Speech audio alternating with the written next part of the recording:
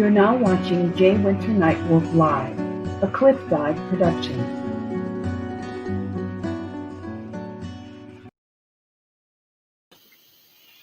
OCO, Taishu, Shadana Lai. Greetings and welcome to Jay Winter Nightwolf Live. I have a very special guest for you this evening who's a friend for many, many years. And I'm going to bring him in now. His name is Raymond Two Hawks Watson. He's my brother and my friend for many years. Hey, Ray, how you doing, bro? Good evening, Winter Nightwolf, brother. How are you doing? I'm well. Great. Let's start off with you telling our audience who you are. Sure. So I am of what they contemporarily refer to as Nahaganset heritage, particularly from the Mashapaug tribe, which is in the Providence area. There were several different villages of Narragansetts throughout the state of Rhode Island. So my family from up in the north, I descend from the Michaels and Niles and Champlin. So my great-grandfather, George Red Fox Watson, was chief of the Narragansett Indian tribe in 1978 when they got federal recognition. My fourth and third great-grandfather, Brister Michael, was the last council chief of the Narragansetts to be forced to sign off on the lands in 1881 when they illegally detribalized us. And then I go back on his side and then on his wife's side back to my Antinomi and Canonicus, who were chiefs during the early 1600s, mid 1600s, leading into the King Philip's War. So my lines go way back here. On the non-cultural side of things, 2L law student at Roger Williams University School of Law in Bristol, Rhode Island, and also CEO and founder of the Providence Cultural Equity Initiative, which is a nonprofit that focuses on cultural development and cultural tourism opportunities here in Rhode Island that, properly respect and engage with the local cultural community. So try to do a lot of different stuff, but just be a positive individual in general. So. Absolutely. Raymond, you mentioned before your tribe was, they lost their federal recognition. Where does that stand today? So in 1881, this was when all the Non-Intercourse Act violations were going on. So they might have we were definitely done in violation of the Non-Intercourse Act. But in 1881, and it's very interesting, Jay, because it's a topic that I know you do a lot of good work in bringing a lot of attention to. The reason that they detribalized the tribe in 1881 was that we had too much Negro blood to be considered real Indians anymore. So they just decided to extinguish us. And they created a list. And if you were on the list and you were considered a real Indian and you got to go to the reservation, if you weren't on that 1881 list, you weren't considered a real Indian and you were kind of off to fend for yourself. My family was one of those families that were considered the quote unquote real Indians and given land on the reservation. But that was a real sort of decimation point beyond what they did to us after the King Philip's War and during it. To have that happen like 200 years later, it was just an awful time. So in 78, that's when the family down there kind of brought to the attention legally that was a violation of the Non-Intercourse Act. And that's when they got federal recognition around that time period, early 80s. Okay. So Raymond, you mentioned that a lot of people are not allowed to get on those rolls because they had too much Negro blood. I got a serious problem with that. And my problem is that Chief Billy Tyack, who is an old man, he's an elder now, who is the principal chief of the Piscataway Indian Nation in Maryland, just happens to be very close to me, and he's like an uncle. A few years ago when I had him on my radio broadcast, I asked him, I said, Uncle Billy, who is an Indian? And he looked at me, he says, well, I'll tell you the truth, Nightwolf. An Indian is one who carries the sacred ancient blood of the Western Hemisphere in his or her veins. He said, I don't care if it's got black in it, Chinese in it, Jewish in it, or whatever, or gray squirrel in it. If you carry the blood, then you are an Indian. He said, if not, you belong to a special tribe called the Wanabe tribe. I said, what's a Wanabe? He said, the wannabes. So this whole issue of the intersection between blacks and Indians have been going on for centuries. I know that it was 50,000 years ago when the first Africans came to the Western Hemisphere. They didn't come here to take anything from anybody or to do harm to anybody. They came here because they had heard stories of people on the other side of that big pond that we call the Atlantic Ocean. And the first ones to come here from the continent were Phoenicians. Now, the white boy wants you to believe that they were white sailors, but they were not. They were black ocean-going sea merchants that had established international trade on the high seas long before they had a notion to go across the water. So that interaction was good. And then they kept coming back and leaving and coming back and leaving. Some of the tribes in the northeastern part of the country, like where your people are, actually got involved in international trade on the high seas by traveling with the Phoenicians. I got the history, and I defy anyone to tell me that it's not true. I got books. You see these books back here? I got over 7,000 volumes, and most of them are about the indigenous people of the Western Hemisphere, the true history. What do you have to say about that, brother? I mean, I'm in full agreement with everything you said, brother. And I want to challenge our audience, right, to really come to grips with the fact that any notion that the first international contact between Africa and that continent and all of those lands over there in the Americas started with quote unquote white Europeans is really still colonized. I mean, the absolute notion that no one for thousands of years thought to try to go across the water until the Europeans decided to try it is absolute madness. And I find that that's where most of the conflict comes from. People still stuck in that mind frame that the only interaction that happened here was when Europeans instigated it. And I matured to the point, Nightwolf brother, where I don't even entertain those sorts of arguments anymore, because as soon as I know that that's where you're coming from, then like you said, you've got 7,000 or more volumes of information to go learn about before we can have a respectful and intelligent conversation. There you go, because you're speaking to me from a point of ignorance, whether it's willful or whether it's you just don't know. I can't even have this dialogue with you because you're going to be saying outrageous things that just simply aren't true. No matter how much you believe them or how much you've been taught that they are, they're simply not true. And we can't engage with that sort of craziness anymore, not in this day and age. And that's why I had a very serious problem with, and I still have a serious problem with this fool that's been pushed out of the White House. I can't wait for him to go. As a matter of fact, I might be standing out there with a trumpet. You know, when he said about the Wampanoag people, oh, they don't look like Indians. Well, what the hell is an Indian supposed to look like? You know, it's certainly not this Hollywood makeup Indian that they've been portraying as being real Indians. We have been a people, and before they came across the ocean, we were medium to dark-skinned people. And their blood mixing with our blood through their raping of our women is why so many of us are of a lighter complexion. Now, let me just set the record straight. It's not about the color of your skin. It's not about the color of your eyes or the texture of your hair or the clothes you wear or who you pray to and call God. It's not about that.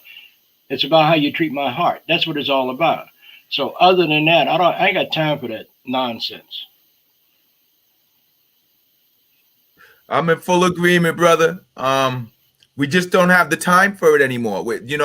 Everything is going on. The entire world and society is changing around us. And if we're still having arguments around preconceived notions and Euro-colonial theories of colonization, you're in a sad state at this point. We got to snap out of it. So full agreement.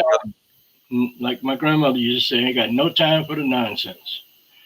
Now, we have gotten through this election, and we're still seeing ripples in the pond from the idiot in the White House that claimed that I didn't lose the election. Fool, well, what the hell is the count about? You know, you have these idiots of lawyers that went to all of the states and their Supreme Courts and got kicked out of it, even went to the Supreme Court, and they looked at you like you were a fool. When this man gets, well, when this thing gets out of the White House, what are you looking for to happen with this new administration? Not much at all. I mean, I just looked at the stimulus bill they just passed, you know, and it was like a bunch of money to help everyone else, and then for the quote unquote American people, kind of like a pittance. So I don't expect much of anything to change. And we were talking earlier, brother, you know, it's two wings of the same bird. They're just talking to us out the side of one side of their mouth when they think we're over here, and the other side of their mouth when they think we're over here. But they're continuing right on with what they're doing. And, you know, being in law school now, understanding what a lot of the legal bases for their arguments are, I'm realizing that, you know, Democrats haven't been very friendly to Indians at all.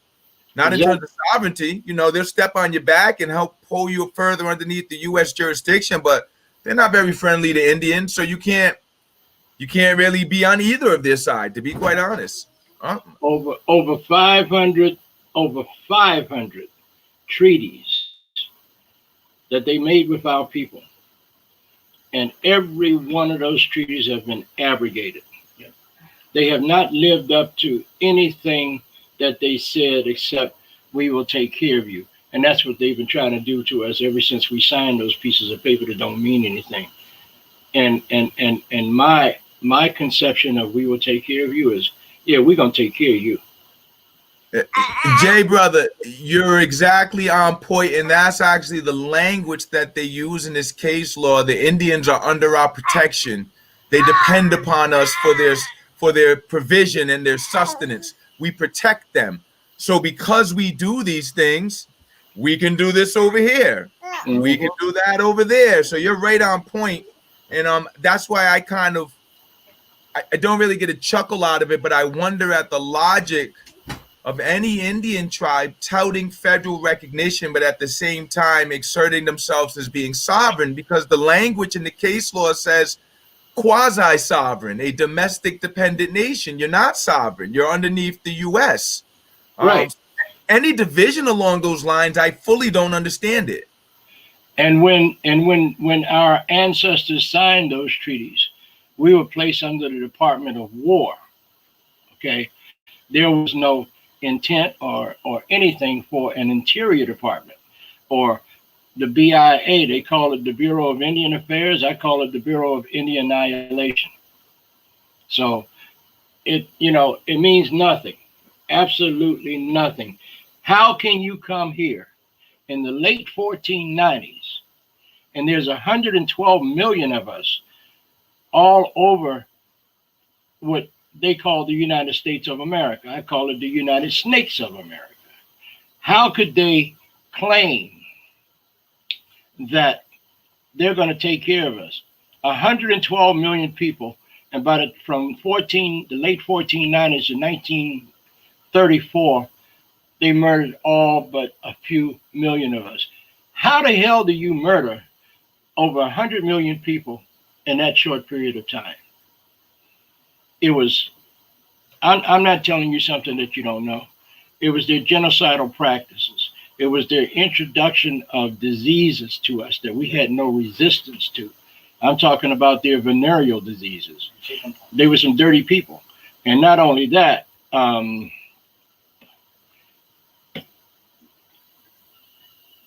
the smallpox and chickenpox. You know, we had no immunity to that. We didn't even have immunity to common colds because we didn't know what that was. We didn't have that problem. Your thoughts on that? I'm in full agreement. What I found is that everything they said about us was kind of like an externalization of what they had going on. So we were the savages, we were uncivilized. Yet when you look back specifically in the history of my people, when you think about a Euro-colonial concept of freedom of religion and freedom of speech, that was started by a gentleman by the name of Roger Williams, who got kicked out of Mass Bay Colony for being too outspoken, came over with my people and were like, hey, you know, these Indians let each other say what they think, and they believe what they believe, and they respect each other. We should do that. And those concepts that were so fundamental and normal to our people, it revolutionized, you know, sort of Euro-colonial society. So to me, everything they said about us was just them kind of looking in the mirror and being in denial and saying, no, that's not me, that's you. Because they were those savages, they were the uncivilized, they were the dirty, they were the murderers. Everything they said about us was them. They were looking in a mirror. They were looking in a mirror. The other thing too is when they said that we had to worship their God. Now, remember, they came here fleeing the tyranny of the crowned heads of Europe. And what did they bring with them? Their diseases. They brought the gun with them, and they brought their Bible and their priests. And we know that in the 1450s, out of the Vatican, Rome, the Roman Catholic Church, the Pope at the time issued a Catholic edict that stated to Europeans, you can go anywhere in the world, and if you should find people that don't look like you, act like you, think like you, then you have the right from the Roman Catholic Church to subdue them. What does that mean? Enslave them or kill them.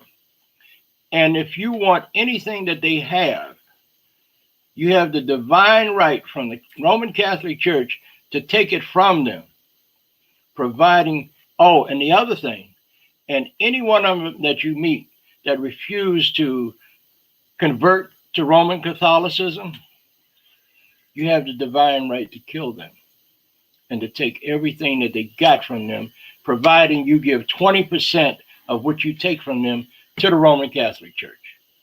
And if you don't believe that, look it up. It's right. See, one thing that the white man made a mistake by doing was when he came here and started doing all of his evilness, he wrote everything down.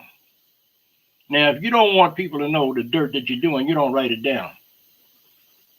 Ray?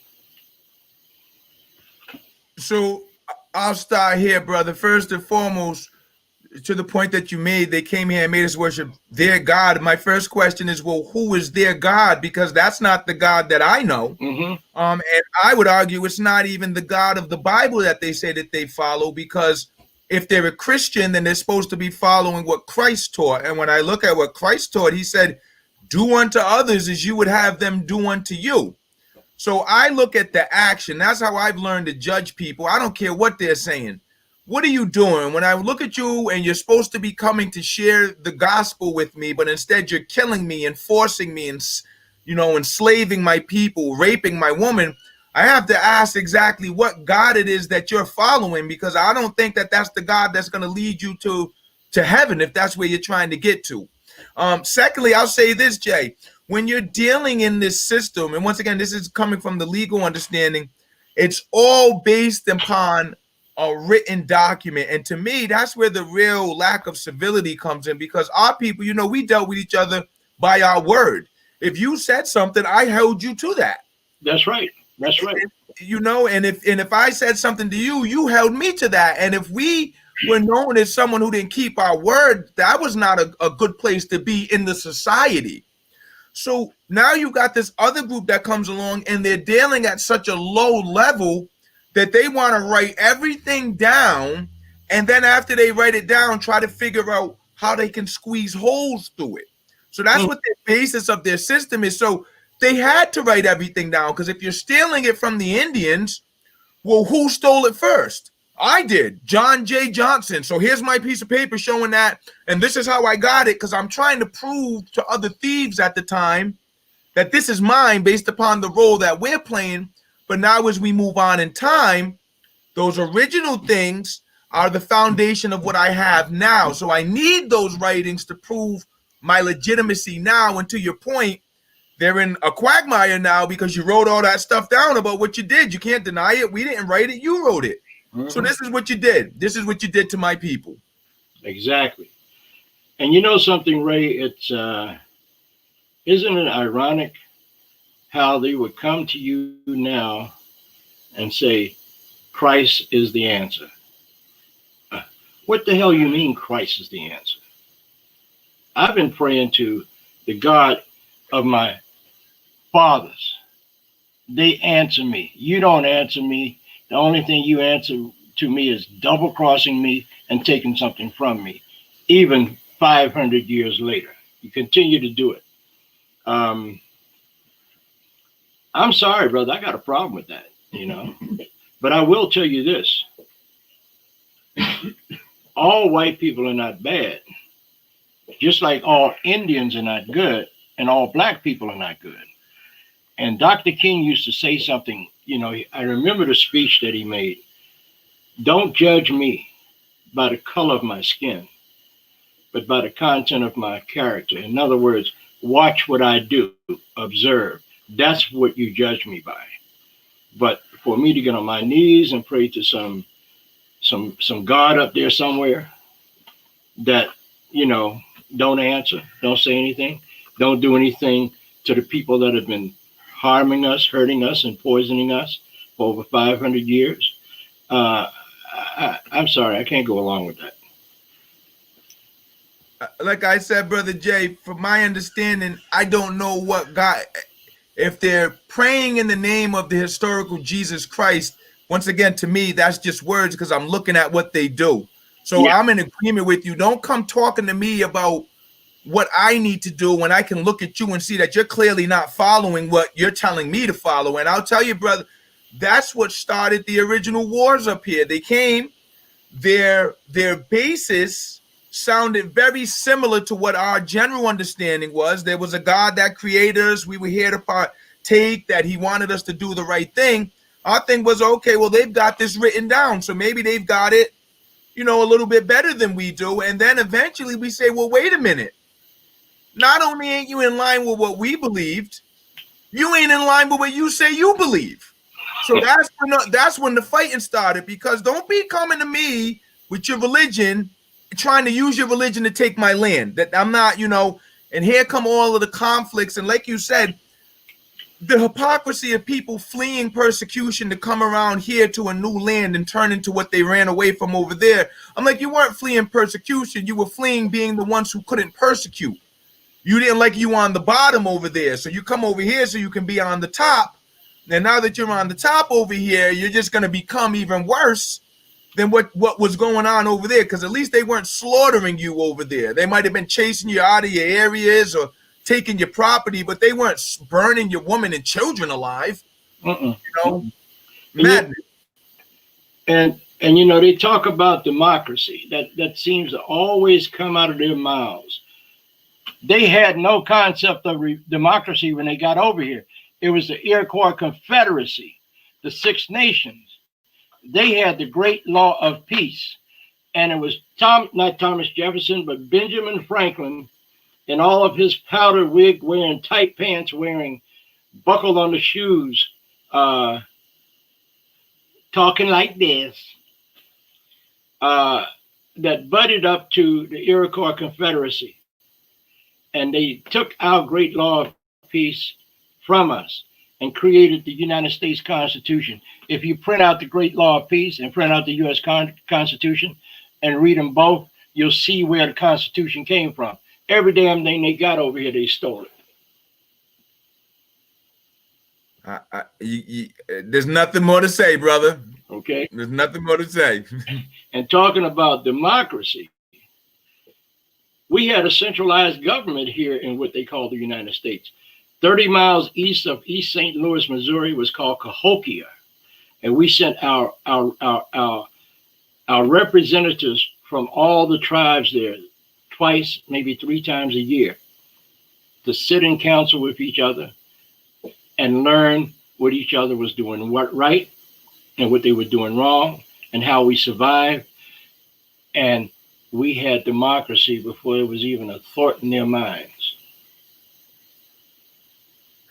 You're right, brother. Once again, they were looking in a mirror with all of those things that they threw on us. That's all it was. They envied what they saw in us, acted like they were our friends to learn it from us, and then once they felt they had it, took it, and now they don't need us anymore. So here comes the real attitude that was always fundamental to what they were doing in the first place. And I really don't see any difference now. And I'll say this, brother.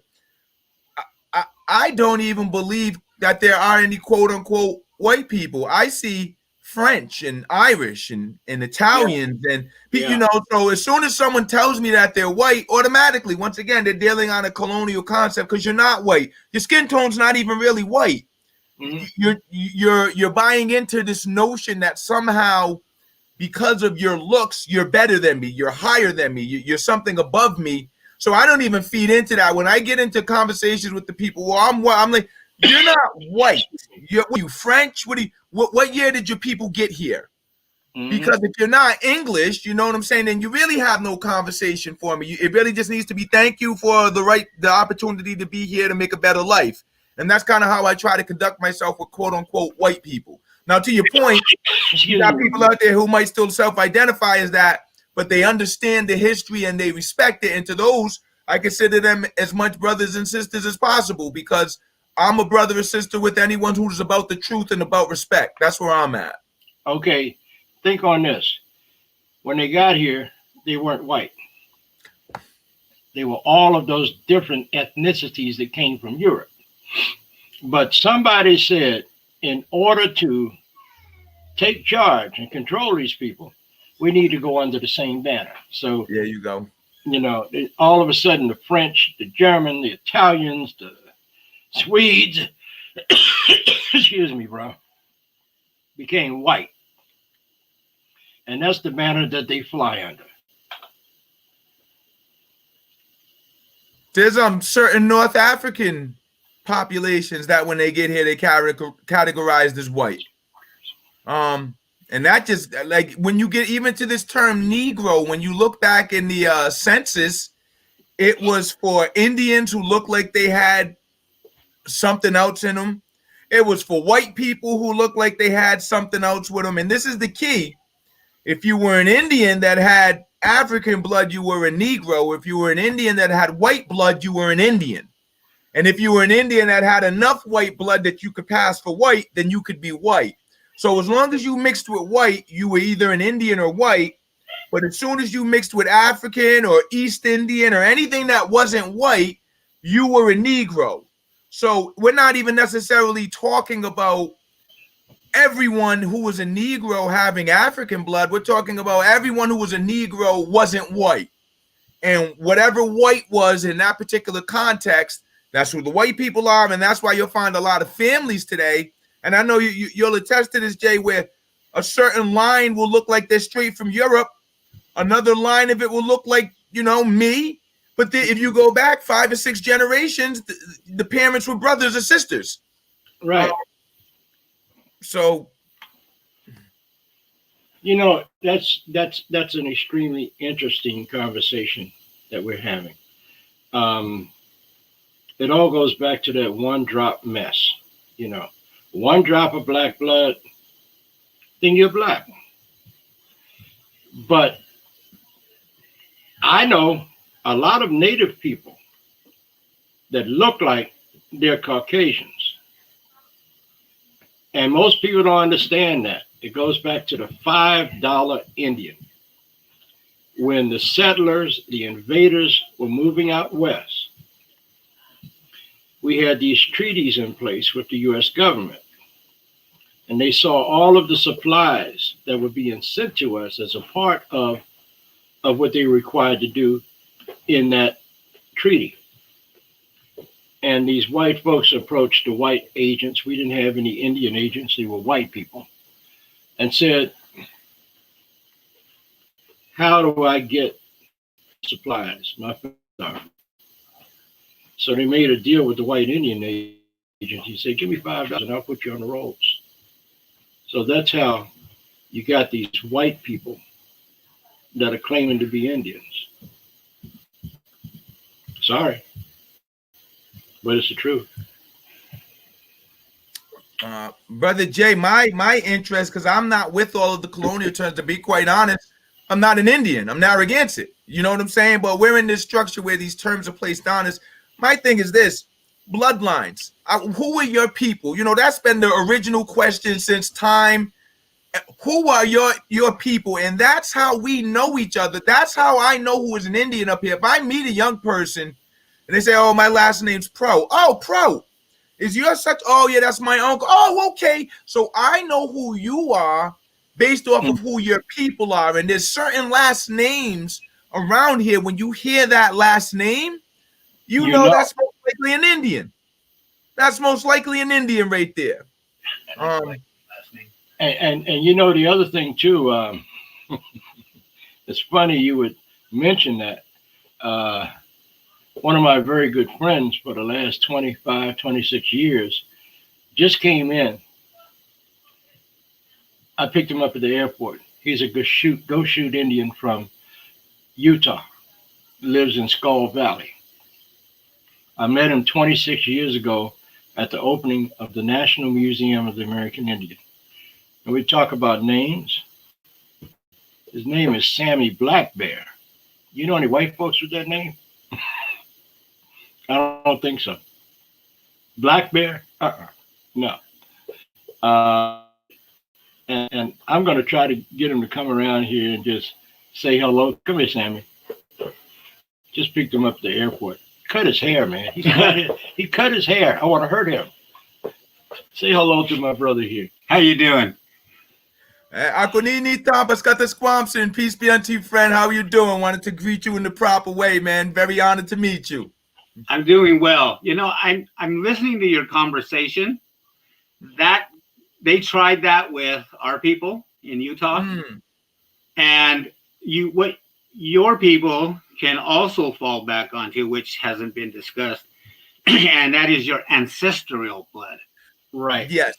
That is, if you can't go by your blood quantum, no, you can use that ancestral blood.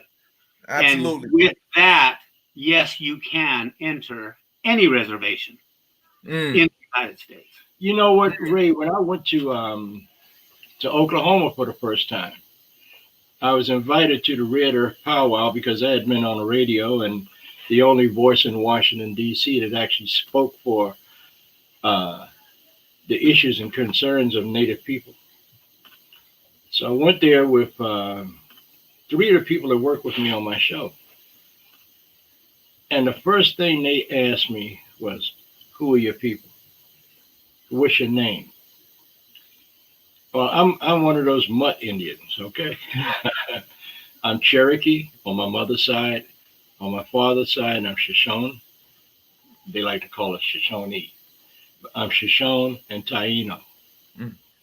And that was all they wanted to know. They didn't care anything about anything else. They just wanted to know, who are your people? And you got to accept it right away. It's the natural way, Jay. That's the way. That's the natural way, you know. And whenever I meet other Indians from other places and I'm greeted in that manner, we have that dialogue, I'm like, okay, cool. Another traditional Indian, because that's all you can be around here, because you got to deal with so much nonsense and so many. We have an issue up here in the Northeast, and I know where it comes from. Like I said, when my people got detribalized in 1881, we then had to go through this consistent process of proving we were real Indians, so that's when you start to see a lot of the like Northern Plain headdresses up this way and all that, because they had to dress a certain way to be accepted as real Indians, even though, you know, we're in our same land. So a lot of my people up here have carried that way on. So like they're kind of mixed up, you know, they're Northeastern Indians, but they're trying to sing and dance like Northern Plains, but they, you know, they want to adopt. And I'm not with any of that. Be who you are. Be proud of who you are. So whenever you see me in regalia language with my drumming, you're always going to see me trying to push the culture from up here, because I feel like it's my job when I meet someone from somewhere else to inform them of who my people are. And they're going to know whether I'm genuine or not by the first initial interaction, by the first sort of, once again, who are your people? Oh, I'm a Niles and I'm a Champlain, and if I can't have that dialogue with you, then there's something wrong, in my opinion. And that's no matter who you are. I don't care what part of the planet you're from. If we can't have that dialogue, something funny is going on. Exactly. Why don't I know? Why can't you tell me that? What's up? Well, you know, because I'm from the West, we're the opposite, because what we're telling who you're dealing with, we're telling them, we don't have to prove we're Indian. Prove we're not. Prove I'm not an Indian. I don't have to prove to you I am an Indian or Native, but prove to me I'm not. And who are you to say that I'm not? Mm-hmm. See? And so that's where it comes back to, well, you know, I can always use my ancestral blood. So prove to me I'm not Native. My Taino grandmother would always say, who the hell are you to ask me who the hell I am? Mm-hmm. She said, you need to go somewhere and sit down and shut up.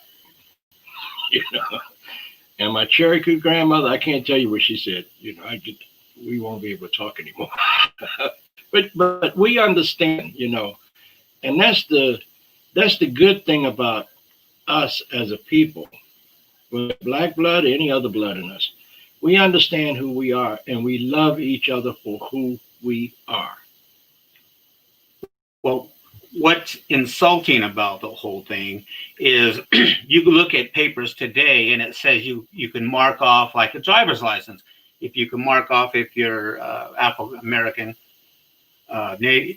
Now they scratched out Native American. We are those people. That's what it has on those papers today. Today, we are now those other people. You know, whenever I have to do that, especially when I went to collect my Social Security, they asked me, well, what's your nationality? I said, I'm Cherokee, Shoshone, and Taino. And do you know the woman at the Social Security place looked at me like she had seen a ghost? Well, what is that? Well, what are you? Oh, I'm an African American. I said, was your mom and dad Africans? No. There you go. How are you going to be an African American if they didn't come here as Africans and give you birth here in this country? So. And Jay, that really gets interesting to me because here in Rhode Island, we have a very diverse population. So I grew up knowing Liberians. I grew up knowing Nigerians. I grew up knowing people from Ghana, and then the different cultural and tribal differences between them. So knowing that I had Nahaganset heritage, you know, it always seemed strange to me. And at one point I was even identifying by it because just that's what I was told when I was younger. I was Nahaganset and African American. But when I thought about it, I'm like, well, how are they Nigerian and Ghanaian and Igbo and Yoruba, and I'm an African American? So I said, well, I'm not going to go by that title anymore. Then I know on this side here through my family, I'm Nahaganset. We got some Pokanoket, you know, we got some Mohegan in us, but we primarily identify with Nahaganset. Not to say that I don't have anything else in me, but I'm not going to generate a generic term so that you feel comfortable removing me from whatever you're trying to remove me from. As far as I'm concerned, I'm a Nahaganset. I'm here in Nahaganset lands. And it's not our responsibility to make them feel good anyway. There you go. Yeah. There you go. Okay, Ray. This. I'm looking at the clock. Wow. Flew through. Is there anything else you would like to mention? Yeah, I just want to touch base on one thing. If anyone follows me on Facebook, you've seen me going off over the past couple of days, and I think it really ties in everything we've been discussing today. There's this author from Brown University in the anthropology department. She just put out a book called Native Providence. You can Google it. And in it, one of the highlights she makes is that in the early 1900s, Providence had the third highest population of Native Americans in the U.S. Now, she's an anthropology professor at Brown, so third highest population in the U.S. And then she goes into all of the different neighborhoods. One of the neighborhoods she talks about in particular is Lippet Hill. That's where I was born. That's where my 4 or 5 generations of my family from. Les was showing the picture of the chiefs, the gentleman in the white headdress in the middle. That's my 3rd great uncle. I grew up in the same neighborhood where he lived and died. That's where I was born. They talk about all of that history, but then when it comes time to interview the actual Indians about it, yes, Chief Sunset, where are we? Yeah. Headdress.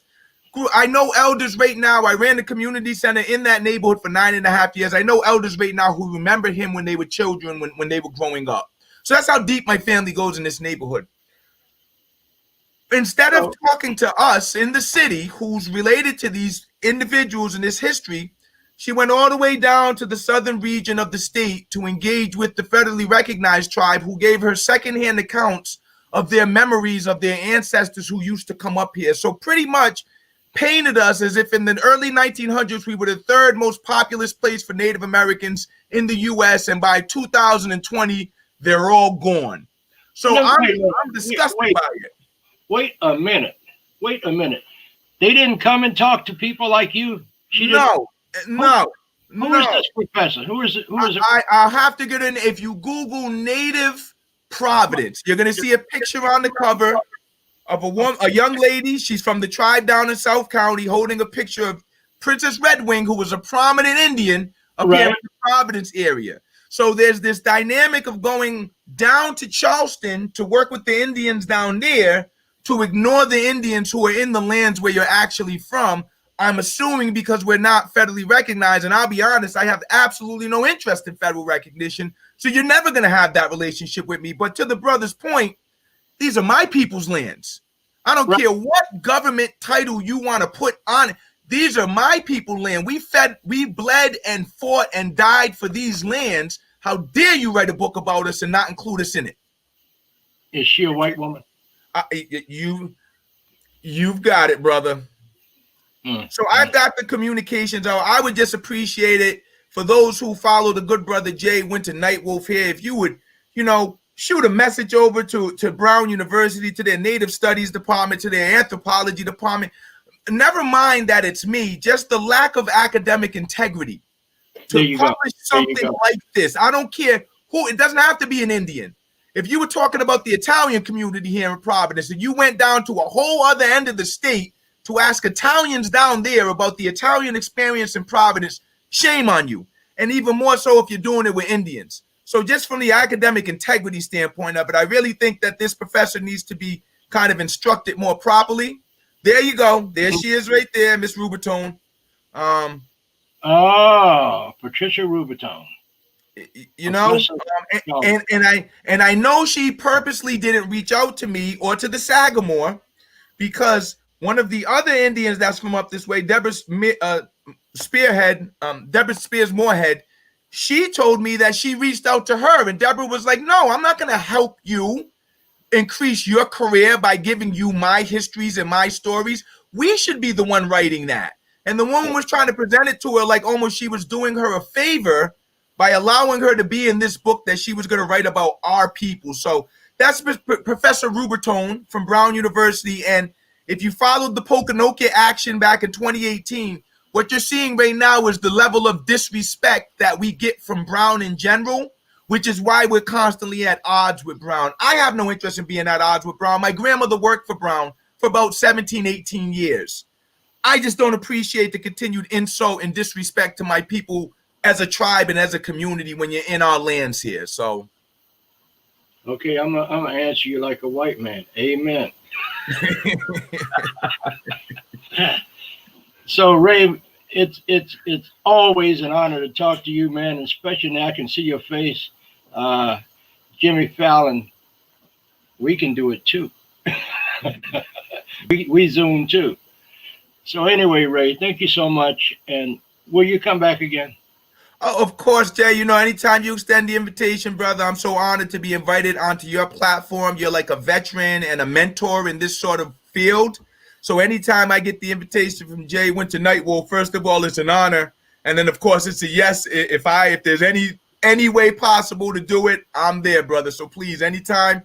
And to all of your good listeners, I say, katapatush with your chusuta, ka wuni mosquito, ka pishkana. So thank you for listening to me and for the good medicine. And I look forward to seeing you all soon. Absolutely. Thank you, Ray.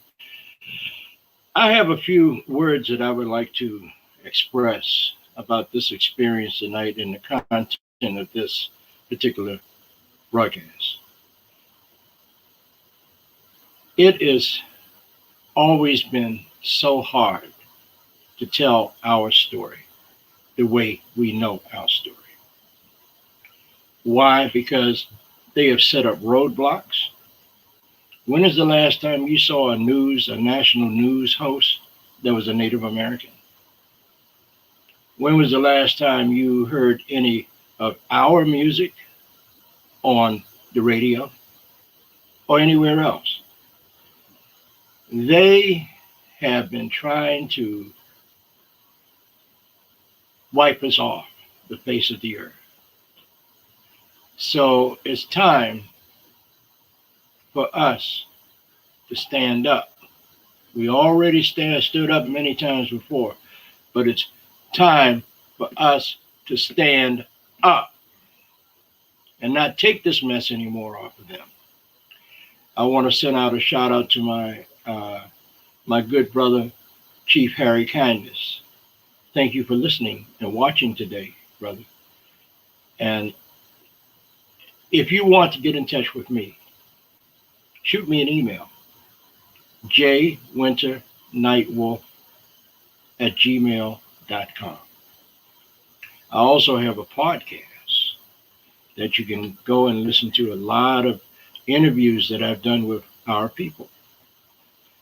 And that's nightwolfproductions.media, MEDIA. So you can hear me anytime you want to hear me. We're on Facebook Live, we're on YouTube, and we got other avenues and platforms that will be opening up for us. I don't get paid a penny for what I do. I do this because I am dedicated to the legacy and history of our people.